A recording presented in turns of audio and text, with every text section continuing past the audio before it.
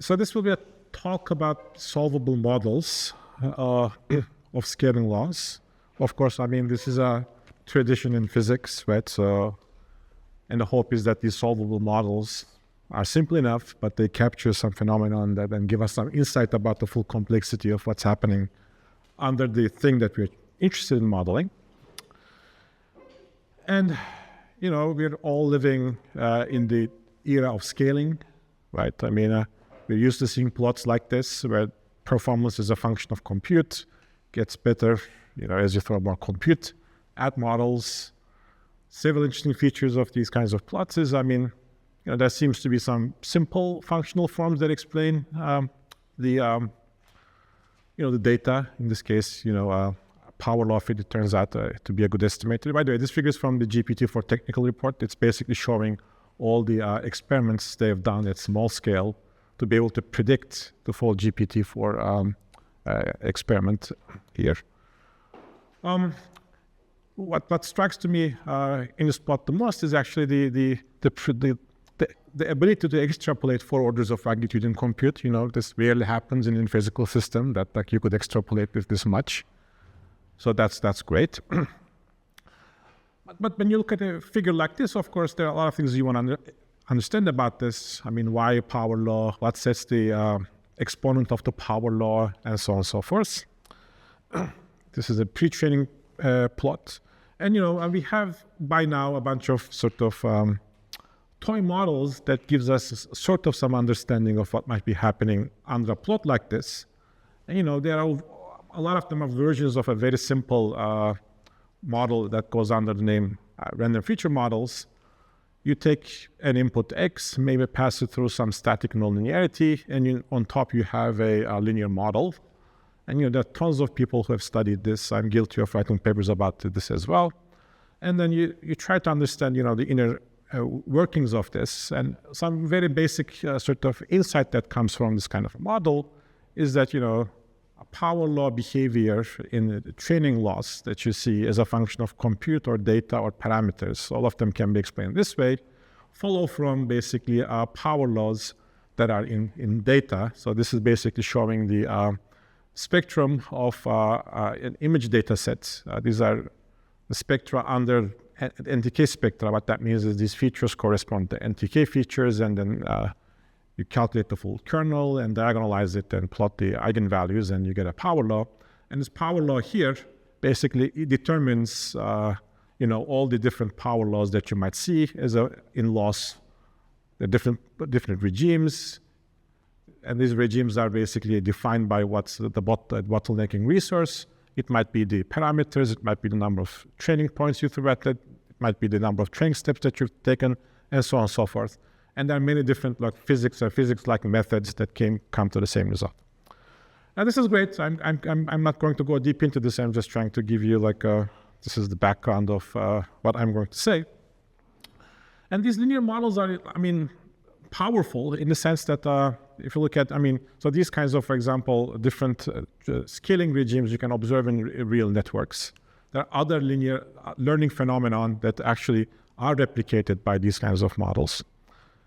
You can even use these kinds of linear models to say something about inference times in test time, right? So this plot is showing how accuracy of an LLM is getting better and better as a function of the number of times you generate a response, right? So, and the x-axis is the more responses you get, you know, the better accuracy you get.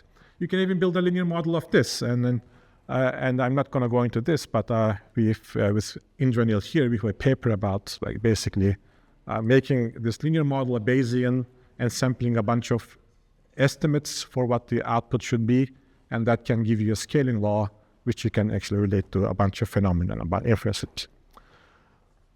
But the reason I'm not talking about these works is because I believe we need more advanced, solvable or toy models that capture and elucidate essential aspects of sequential data and transformer architectures, right? So we can't still address that full complexity, but maybe there are some sort of solvable models that are more advanced than these linear or linearish models, but have some more features and show interesting behavior.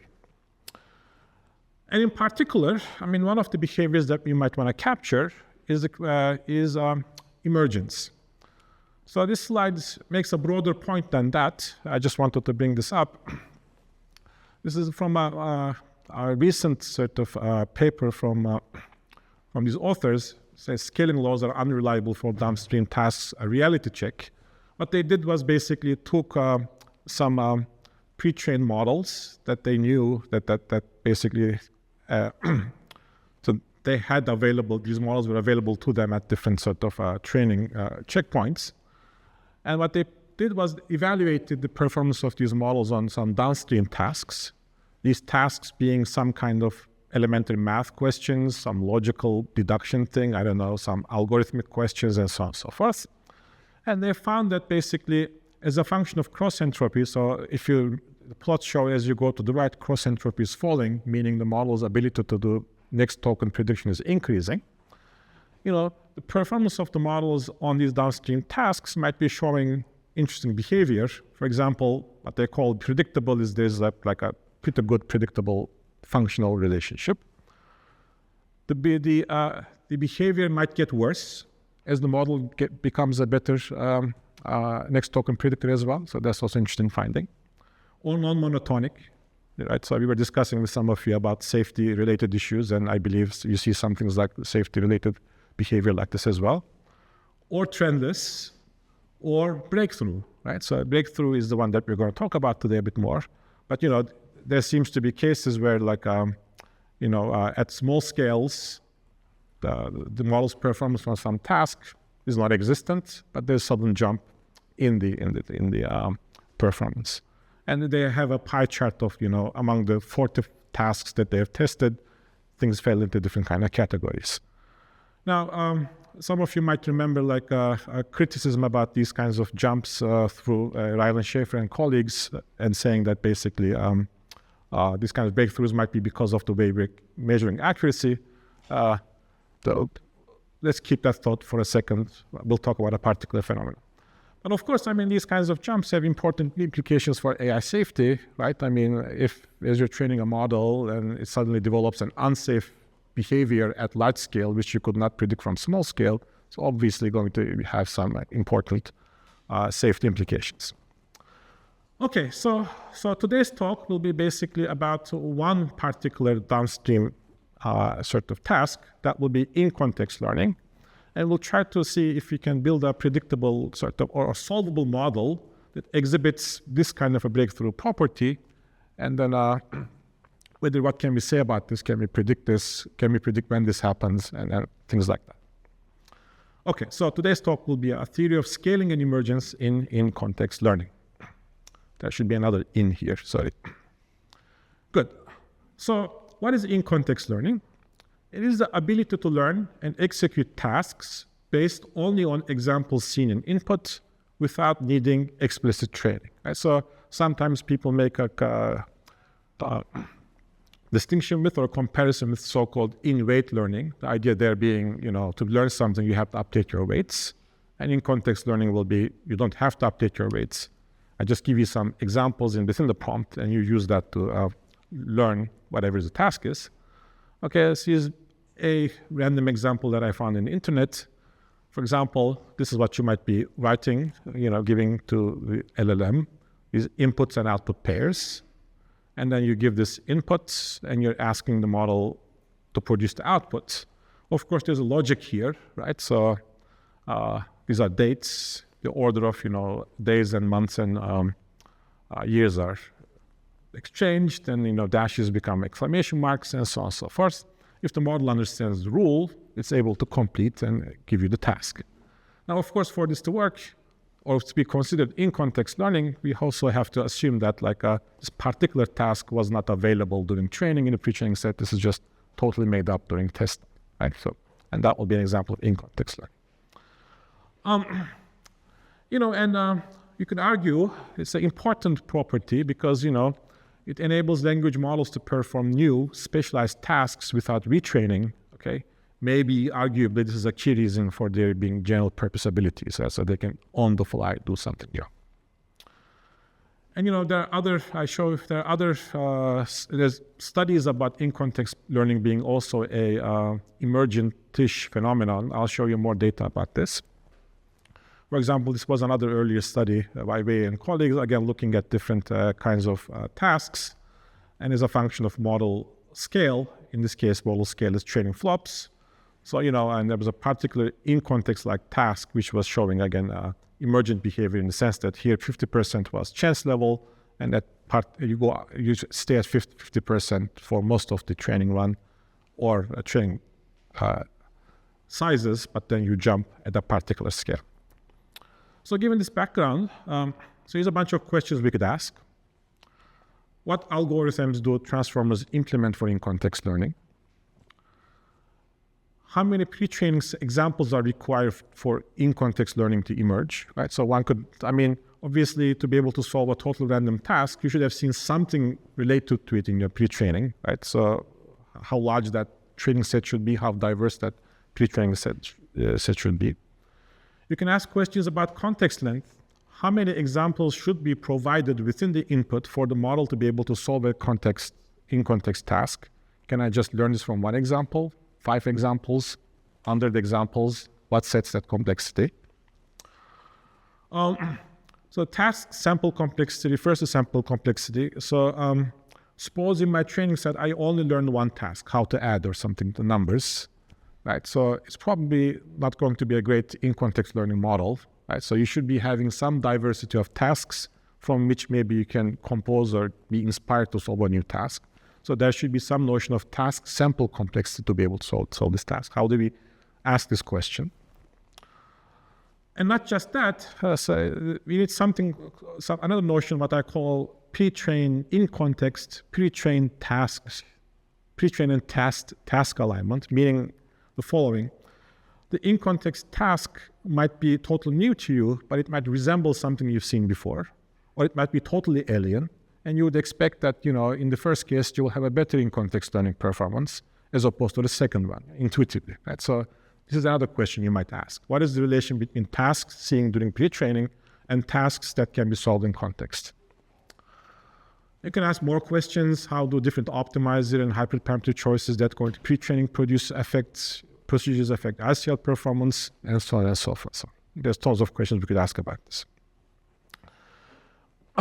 Now, it turns out we can answer almost all of these questions, okay, in a particular solvable model. So I'll try to introduce that solvable model to you, and then we'll see what the results are.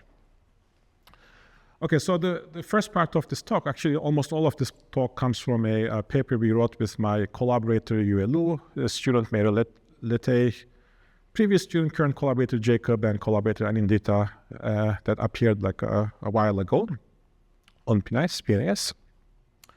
Okay, so we can address these in exactly solvable model, the solvable model being linear regression by linear attention. So what do I mean by this? So first of all, this is not something we've invented. This particular task and on ICL for linear regression by linear attention has been studied by many people before us. So our contribution here will be an exact analytical asymptotic solution, okay? And then there's a particular work by Raventos and from Surya Ganguly's group, whose computational work deeply inspired this work. And I'll also mention what that finding is. And I stopped citing from 2024, but if you extract it to 2026, this list probably double. And so there's still tons of papers being written about this topic. Okay, so let's think about generally how can we conceptualize in-context learning. So here's a Bayesian model, okay? This is still a bit broad. I'll make it more concrete in a second. But suppose our goal is the following. We're given a bunch of XY pairs, okay? There's a particular relationship between X and Y. And then I give L of them, L being the context length. And I give XL plus 1. And from there, you're supposed to predict what YL plus 1 is. Okay, so I'll call this the query token, and this will be the context. Okay, so here is a way to think about this. Perhaps there exists a space of joint probability distributions on X cross Y. Okay, so there's possible relationships that defines between X and Y. And for each input sequence, what in-context learning is sort of supposed to do, or basically, or what we do, is basically first sample a joint probability distribution from this space of distributions that sets the relationship between x and y. And then we generate these sequences with x, y, IID sampled from this distribution. Okay? And basically, what happens is during pre-training, the model learns the prior distribution over all these joint probability distributions. And at test time, when I give examples, perhaps it's able to predict or learn which mu or joint distribution I'm sampling from. And based on that, I can make a prediction. Okay, so it's like a meta-learning problem. Basically, I'm learning not just one joint distribution on x and y, but a family of them. Now, this is still too general. I showed this slide because that's how I think about this, but we'll make it even more specific. Okay, so this is the in-context learning of linear regression tasks. Again, we are working with x and y pairs. Okay, so we'll assume that there's a particular relationship between x and y, and that's going to be given by just a linear relationship. So in this top brackets will be dot products. So depending on where you come from, you might hate this notation or love this notation. I hate this notation, but my collaborators like it, so I'll stick with this. But the idea is basically x dot w. Okay, these are d-dimensional vectors. And you add some noise, and that defines what y is. Okay, so we're going to generate x and y pairs this way. So I'll call this w the task vector because it determines the relationship between x and y. W is a mean. W is a vector. So y is a scalar, x is a d-dimensional vector, w is a d-dimensional vector, y is a scalar. Yeah, I could make it a vector, but I'll do this in this talk. It will be a scalar. So I will make some statistical assumptions. So input x is, for the moment, will be sampled by just some Gaussian distribution, isotropic. This d, I divide by d because it helps my theory later on. There will be some noise with some variance rho. And for each sequence, the task vector w will also be sampled from a Gaussian distribution. But here's the thing, right? So it will be the same w for each context, right? W will change from context to context. That will model tasks changing context to context. But within one context will be the same w. And x is also will always be freshly sampled and as well as noises. Okay? Simple idea. So basically, now you might see why I'm calling this linear regression. I just see a bunch of xy pairs, and from there I have to infer w and make a prediction. I just basically fit a line to this relationship. That's what the model has to do in context. Good. And of course, I mean, so this is how I will test the model. I have to come up with a pre-training procedure. So here I'll introduce one more twist as well. So let's walk through this. So the training data set will contain n input sequences, which is going to be a sequence is this full thing, right? Just x's and y's, L plus one of them, right? Because L plus one is the one in post-training or test time I make a prediction on, and YL plus one is the correct label for it. So the tasks will be, again, defined this way. Here, mu is the index of, my training data set sequence. Okay, so here's an interesting twist. So I'll introduce a notion called task diversity. Okay, so this will help me answer some of these questions I posed. These W's, I will not choose them basically to be totally new for every input sequence, but I'll constrain to be one of k things, which I predetermine. Okay, so for example, k could be 1, which means that during pre-training, I only see one task, one linear relationship between x and y. In that case, you would expect that ICL performance should be bad because I assume W is always the same. Or K could be as large as N. In that case, every task comes with one task vector, and perhaps in that case, ICL performance is better, right? So this is what this diversity parameter is going to allow me to probe. And basically, for each sequence, I will sample task vector uniformly to be one of these K things. Right, so this is an important point. I hope if you have questions. Yeah. What is the architecture? So I didn't talk to you about architecture yet. We'll get there. Okay, this is just the test architecture. We'll get the architecture. Okay. So before we get to the architecture, actually, okay, let me first explain the main computation experimental phenomenon I want to address. And this particular phenomenon, this was experiments done by Ellen Raventos from Surya Ganguly's group. The architecture was a full stack transformer architecture. Okay, good. Yeah. So in some sense, the diversity of the notion of diversity, right? The covariance is part of the like with that. So I'm watching my effort of the diversity that you could covariate and it just took. Yeah. Okay, good. I mean, so I'll comment on the covariance question. I'll say something more about this. But you're right. I mean, we are not trying to estimate. Let me comment on this when we come to it. But the way I'm interpreting as of now is that the HW is a different task. That's how I'm interpreting. Covariance of W will play a very important role, and we'll talk about this. Okay, good. I'll journal. Okay. So, and before showing the main phenomenon, I want to set up two Bayesian benchmarks. Okay, so these Bayesian benchmarks mean these are not machine learning trained models. These are some reasonable ways you would solve this problem if you didn't have any transformer or anything. So suppose this was your, again, task, given a bunch of XY pairs, you want to predict what the next guy is. So you could do the following. Your Bayesian prior, you can come up with a Bayesian prior on W, and that Bayesian prior being that W is one of the K things in the training set, okay? So that might be one way of making a prediction. So I think of this as a perfect memorizer, meaning that this has memorized all the tasks in the training set and assumes that the test task is coming from out the training set. So the particular Bayesian predictor or prediction predictor goes under the name DMMSE estimator. It's given by this form, but you can immediately see what's happening. It just weighs every pre-training task vector by the examples that you give and picks up the most probable or averages over them. Or your prior could be that W is coming from a Gaussian distribution, right? So you can make a prediction based on this. And in that case, it's well known, the optimal estimator will just be the ridge regression estimator, okay?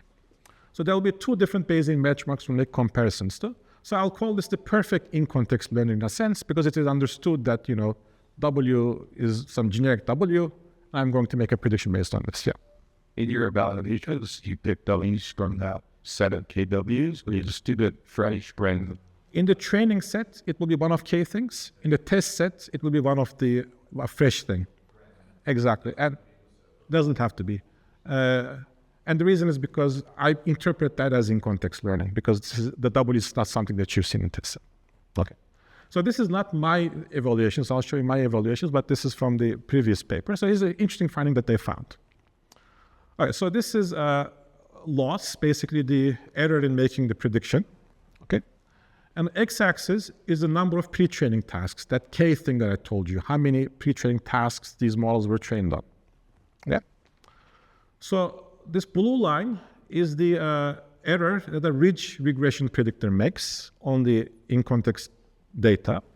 It's flat because it doesn't depend on pre-training tasks, right? So that makes sense. And it's the sort of the best case here because that's the base optimal prediction in this particular kind of a task. It's not optimal for training. So this is not or I say memorizing is better, has better plus. Memorizing has better training loss, but we're talking about the in context. Good, exactly. So this green one is the DMMSE Bayesian estimator. So this is the memorizer Bayesian estimator. And basically, as you see, its performance gets better and better at the moment we have more and more pre-training tasks. You can show that actually the DMMSE estimator in the limit k goes to infinity converges to the ridge estimator, okay? And this orange line is the transformer. So I forgot what P stands for, but anyway, the idea is the following. Early here, meaning if the pre-training tasks were a small number, right? So the transformer is going to behave like a memorizing Bayesian solution, okay? And there will be a place it transitions to being a perfect in-context learner. Is the graph clear? Okay? So it's interesting. So there seems to be some kind of a memorization to in-context learning transition, and there seems to be a scale of task diversity this happens. Okay, so in this case, it's 2 to the power 8. Okay. So the question they're going to ask is basically, can we explain this behavior in a solvable model? And particularly, what is the scale? Okay, good. So we'll explain this transition in a single layer linear attention model. So what is the model? So let me talk about the previous plot was a full transform architecture. Now I'm going to introduce the theoretical model we're going to be working with. Okay, so I'll just walk you through step by step how we set this up. So we're going to embed this sequence in basically an embedding matrix, right? So this is X is there's no information. That's a good question. What I'm showing you is same length. If you ask me towards the end, I can comment on this as well. Good. So this A matrix is D plus 1 times L plus 1 dimensional. We'll take the lower right corner of it to be the prediction. So basically A fills in this space, and that's the prediction we're going to make. Okay. Good. All right. So let's do a bit more algebra and ask a question about how can linear attention actually solve this task? Let's think about some kind of expressivity point of view. Okay. So here is exactly, okay, so now I expanded this, Z, V, K, Q thing exactly. And this the prediction explicitly written in terms of parameters and input is given by this algebra. Okay. Here, V and M refer to parameters. M is K transpose times Q. So instead, I just wrote M. And V is the value matrix. And, so there's a D by D block in each of these cases. These are some D-dimensional vectors, and M2 is a scalar. So the reason I'm showing this is actually by looking into this, we can tell a lot about how the linear attention can be solved, might or can be solving this task, and what all these scalings should be before doing any hard math. So, but just to see what the algebra here looks like, so XL plus 1, remember, is the thing that we're trying to make a prediction on. So that stands here. And all the other thing that I'm taking a dot product of this with respect to a bunch of other things. These other things are all combined of parameters and the in-context examples. Okay, good. So there's a bunch of terms here. The thing that seems to do most of the work is going to be the first term. So let's look at the first term a bit more carefully. Okay, so this is the first term. So this is a bunch of parameters. And then I'm having this in context y times x. I'm summing these guys up. Now remember what y was. Y is equal to w dot x plus noise, right? So if I plug here basically w dot x, what this is basically some kind of an estimate of xx transpose, the covariance matrix, times w, right? So what this tells me is if the parameters v22 times the M matrix basically learned the inverse of the covariance matrix during pre-training, and the way I set this problem is X pre-training X's covariance matrix is always the same, so you can do this. This could just invert that, and you pick up a W multiplied by X, and you get a very good prediction. So this is possible to be able to do it this way. And just by looking into this, you can say a lot of things about how things should scale, right? So for example, this would work if this sum gave me a good covariance estimate. If X was D-dimensional, right, I want to get a D by D covariance estimate. So I want basically my examples here to scale also like D, right? But L should scale. This is it's like a random matrix theory limit where basically if L goes like D, you get like some good estimate of what the covariance matrix look like. If L scales much faster than D, you get a perfect estimate. That's not interesting. If L is much smaller than D, you get basically a very bad estimate. You cannot solve the problem. That's good. Okay, the number of parameters we need to estimate is basically n squared, sorry, d squared. So again, this has to match basically inverse of this matrix. This matrix is a d squared dimensional matrix. So that means it's probably the number of training examples we have should go like d squared. Okay, that's the number of examples we have. How about task complexity? So task complexity is not obvious from here, but I'll give you a heuristic for it just now, okay? And you can argue that through this heuristic that K should go like D as well. And the idea would be the following, okay? Suppose I did the bad thing and tried to memorize everything, okay? So my task vectors are k of them. Each one is a d-dimensional vector. So I have k times d things to memorize. And basically now I have d squared parameters. So d squared equals k times d gives you k should go like d basically. So if k is more than that, I'm not able to memorize everything. So therefore maybe I'm doing in-context learning.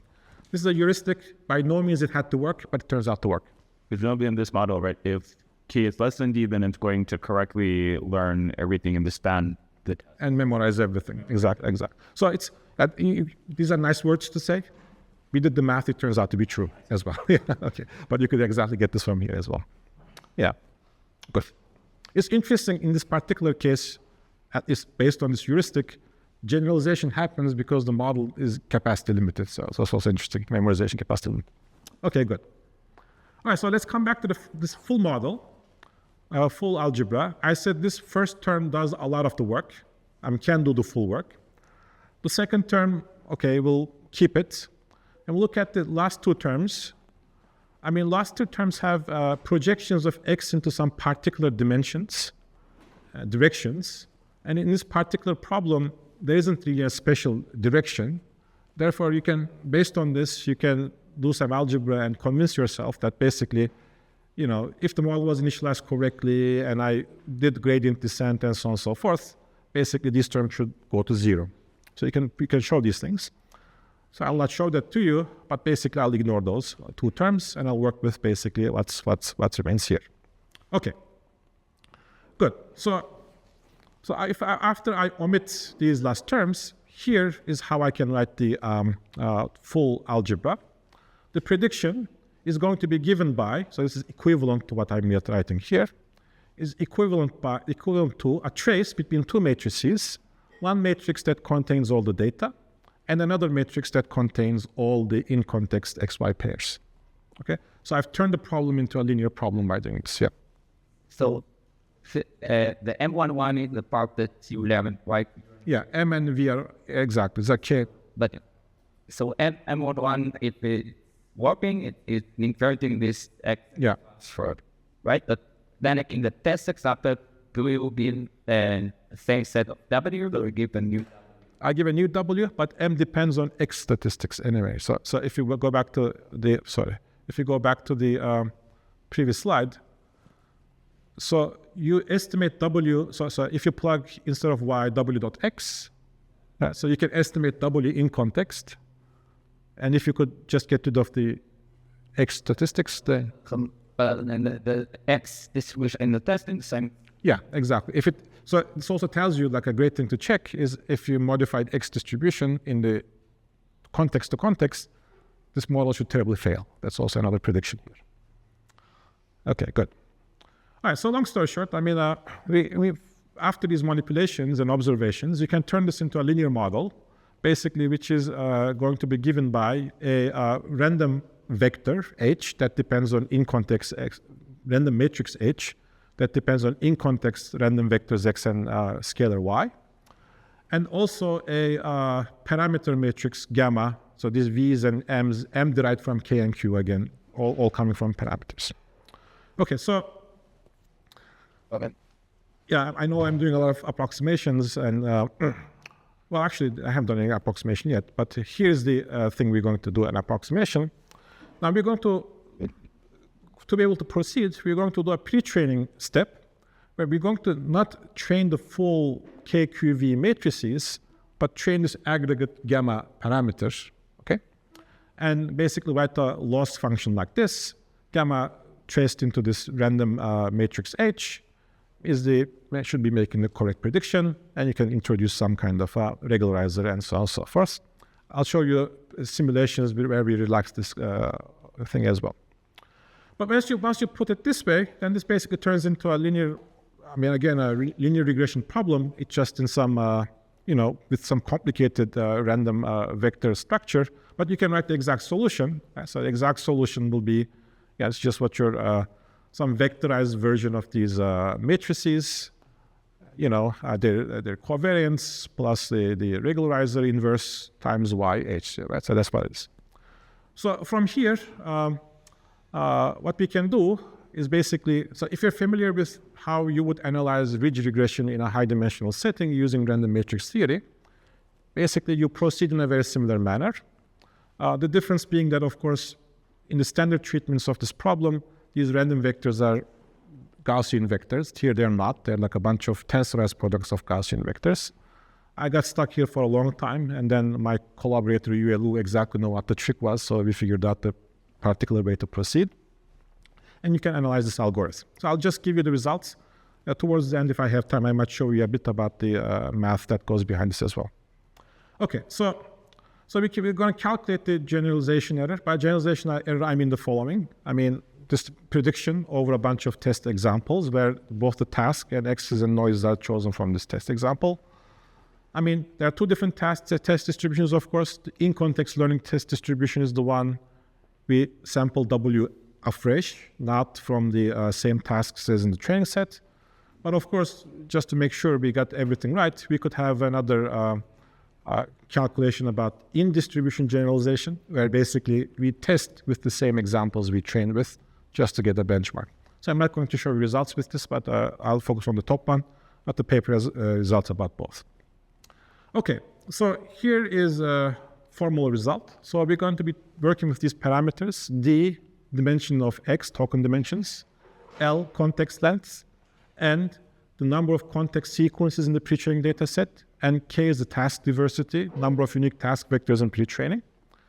We're going to define a joint asymptotic limit where all of these go to infinity, such that the following proportions are constant. So context length scales with D. We call this alpha, the ratio. Task diversity scales with D, so the ratio is called kappa. And then number of context sequences scales with D squared. Ratio we'll call tau. Okay? All right, so basically, I'll show the exact expression for ICL, but this immediately answers the question: sample complexity, how many samples are needed, D squared, context length, order D, and sample complexity, order D as well. But do you mean needed so the target carry? The need will be the following. Yeah, so if, thank you for asking this question. If, for example, the task diversity was much less than D, the model will not be able to solve this. If task diversity was much greater than D, it will be a trivial task, basically. The model will never work here, right? Because you have an infinite Taylor expansion and you have a quadratic recursitivity. So you compare with like the second Taylor truncation. We haven't done any truncations or anything. So the target, you need to invert a matrix.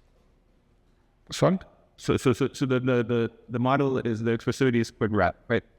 The model is cubic in Z, if that's what you were asking. Okay. But the true task has an inverse. Yeah, but it's in parameters. So we can put the inverse into parameters. Okay, so let's go back to that slide. Okay. So good point you're making. Thank you for asking this. So my point is, okay, so these are trained parameters. So the trained parameters can learn C inverse, and C inverse is not something it's not context dependent. I will learn it from pre-training. I see. So you never actually need to like invert a general matrix. I mean, I don't need to invert the general matrix. Okay. Yeah. Okay, good. Oops, I'm going the wrong direction. Sorry. By the way, that was a heuristic slide. I mean, actually, the way this network solves it, they're not exactly like this. But, but it tells you a lot of what happens. Okay, good. So there's a result. So this basically shows you as a function of all these parameters, rho being the noise and kappa, alpha, regularization, tau. I can give you a mathematical expression about like what the ICL loss should be. Let me just show you some, instead of going through this, let me show you some sort of consequences of this. I have to show a double descent curve. So this is what that is. So this is showing in-context learning performance of the model as a function of tau. Tau was, again, the training samples. And when the tau hits 1, okay, the number of examples hits the number of parameters, which is D squared. You do get like a divergence in the in-context learning error, regardless of the context length. That's what alpha was. This is similar to linear regression. There you get a divergence when you hit the number of parameters as well. Here is exactly just the fact that parameters here is d squared. In linear regression, it will be d. You can prove stuff like this. For example, you can say, if I take infinite context length, meaning within context, I'm giving it as many examples as possible, and infinite task diversity, so it's all good. You find that basically the ICL error given by this model, okay, the asymptotics match exactly linear regression. So these formulas, again, if you're familiar with linear regression theory, would be exactly the same. Tau here would be it's in not in context but pre-training examples. So here's another interesting thing you can see. Context length, more examples within context is not always beneficial. So if your model is not trained enough, okay, so you can see cases where basically, am I saying this correctly? I'm saying this correctly. Basically, giving more in-context examples might be bad, so there might be an optimal number of in-context examples if the model is not a good in-context learner. And as you can draw phase diagrams like this in some planes. In this particular case, we're showing as a function of kappa, task diversity, and rho being noise, optimal number of in-context examples. And this is basically things are monotonically decreasing, and here's an optimum. And basically, you're seeing like there's a phase transition that's happening. Okay, but we opened this talk by this plot. So what can we say about this plot? So let's talk about this a little. So before I show you the result from this particular model, we can actually even make some statements about comparisons, the Bayesian benchmarks. So if you were looking at the discrete MMSE, okay, so this is sort of like basically, if you look at the form of this is a bunch of like, Gaussians tiling W space. That's what it is, okay? So for this to be able to do an ICL task, you want these bumps to tile the whole W space. So you have a curse of dimensionality here. So you need basically, you would require K, the number of pre-training tasks, to be exponential in D. So we can analytically show this in a particular paper, but the intuition should be clear. Okay, but within context Bayesian estimator, Ridge estimator is of course independent of K. Right? So this is something to keep in mind. Okay, so here's a plot we get from our theory and our experiments. So this is again the ICL curve in some logarithmic scale. On the x-axis is task diversity, again in this normalized scale, K over D. And I'm plotting multiple things here. The bottom line here, the dotted lines here is basically the Ridge estimator, okay? Different colors correspond to different context lengths, okay? And the top guy here is basically the performance of the DMMSE estimator. And you don't see much decay here because again, here the dependence on K is exponential. And so basically, if everything was infinite, you should be seeing just a flat curve here. Okay, so nothing should be happening. And then as you change the context length, you see that basically the behavior starts more DMMSE or memorizer-like. And then around the scale kappa is equal to 1, you transition a little bit better to the Ridge estimator-like regime. And that transition being exact, like a sharp and an exact phase transition when alpha goes to infinity. Okay, so you can all show these kind of things. So basically, our model sets the scale of this transition to kappa equals 1, which is the number of dimensions in the input. So let me skip this. This is just another way of me saying the same thing.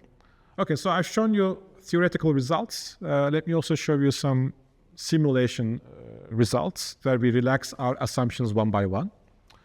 So, so here, our theory was basically trained on this gamma matrix, which was an aggregate version of KQV.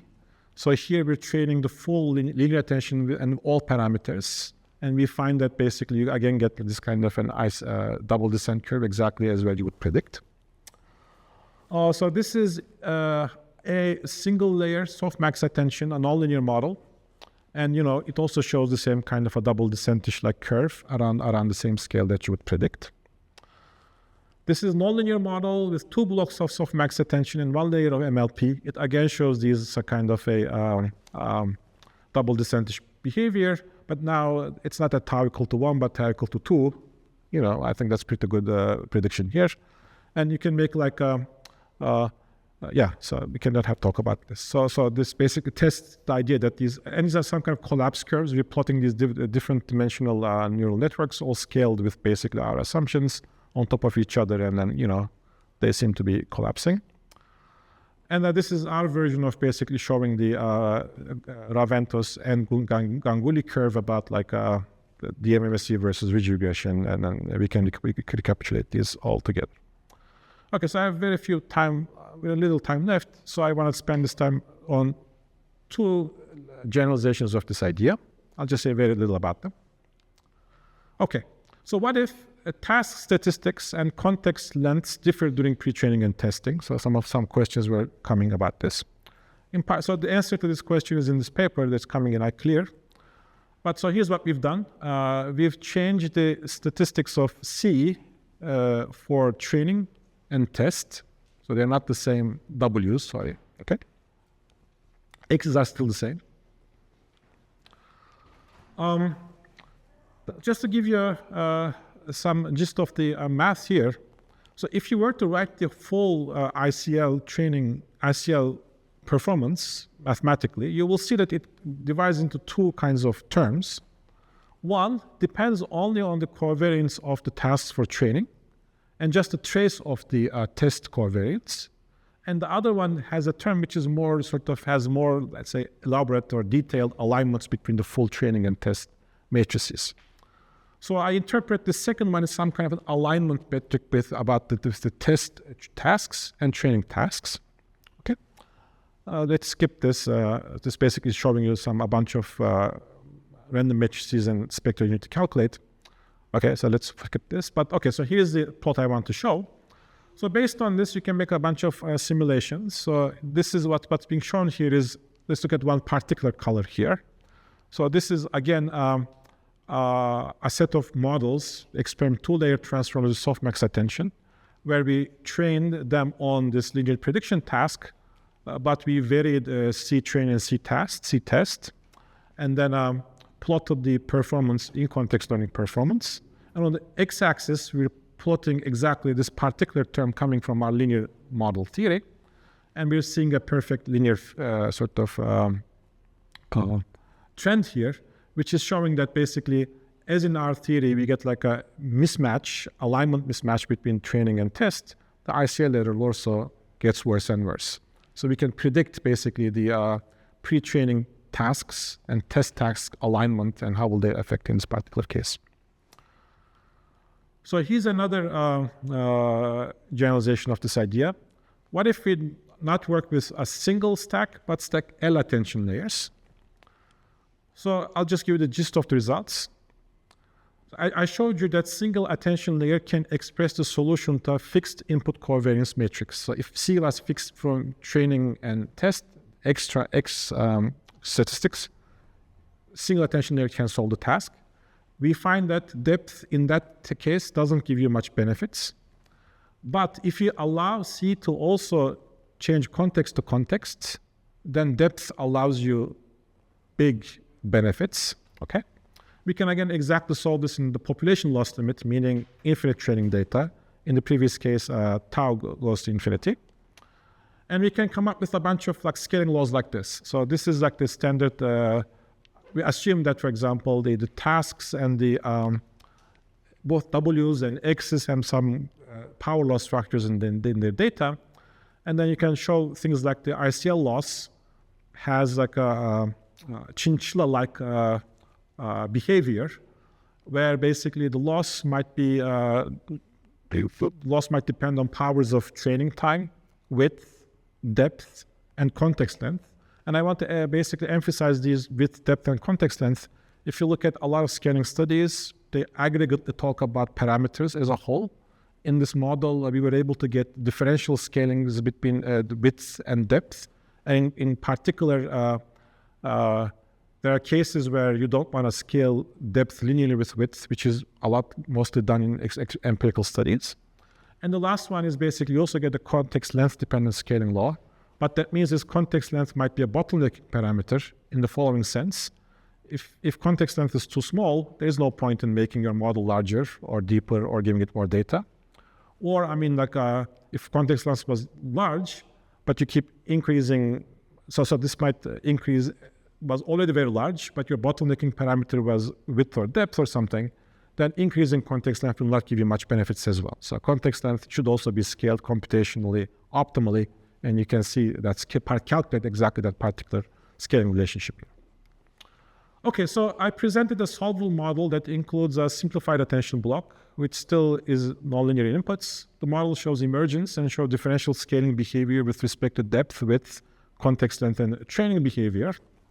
But of course, this is by no means, I mean, this is great. It's a step up from the previous simplified models. But of course, I think the message is clear that we need more advanced solvable time models for further progress. With that, I want to thank my group and especially my collaborators, Mary, Blake, Jacob, and Yue, whose work I've shown, and Anindita, of course, I should have also highlighted. Thank you very much. Thanks.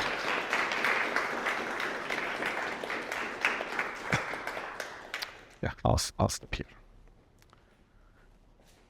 Sorry, you I didn't, but you say why to expect this innovation breakdown? You really look up to me. I mean, you shouldn't expect it to be a reasonable approximation. It could, it didn't have to be, but I've shown you basically a presentations where we relaxed the assumption and we did simulations with full KQV training, and we found that not quantitatively, but qualitatively good matched our prediction. So this particular plot was a linear attention trained with all parametric dependence, and you get basically all the predictions shown. But without this simulation, because there is. No, because it's not obvious. Yeah, it's not obvious. So there's some tiny reduction ways of doing a lot of the things that more realistic softmax reduction gives you. So what is it that softmax additionally contribute to the advice? There's a part in the morning segment I was. I mean, it's a good question. So there's a little bit of mismatch between tau is equal to 1 to point something. So I should be worry about this. But yeah, I mean, you do get a lot of qualitative matches.